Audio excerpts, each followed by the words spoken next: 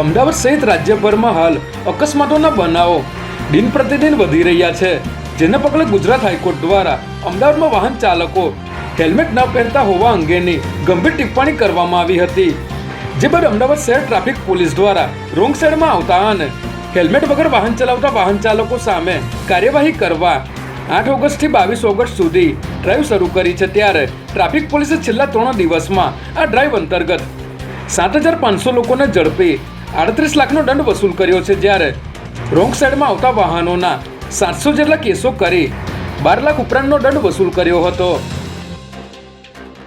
અમદાવાદ શહેરમાં ડ્રગ્સ ઝડપાવવાનો સિલસિલો હાલ યથાવત જોવા મળી રહ્યો છે, જેમાં વાસણા નજીક જુહાપુરાનો એક યુવક ડ્રગ્સની ડિલિવરી કરવા માટે આવવાનો હોવાની બાતમી પોલીસને મળી હતી, પરંતુ પોલીસ જ્યારે પહોંચી ત્યારે ડ્રગ્સ રિસીવ કરનાર વ્યક્તિ ધર્મેન્દ્ર ઉર્ફે ધમો ઠાકોર એમડી ડ્રગ્સના જથ્થા સાથે ઝડપાઈ ગયો છે. જ્યારે ડિલિવરી આપનાર જુહાપુરાનો શખ્સ ફરાર થઈ ગયો હતો. ત્યારે સમગ્ર મામલે વાસણા પોલીસે આરોપી પાસેથી અંદાજે 24 ગ્રામ એમડી ડ્રગ્સ કબજે કરી વોન્ટેડ આરોપીનું નેટવર્ક શોધવાના પ્રયાસો શરૂ કર્યા છે.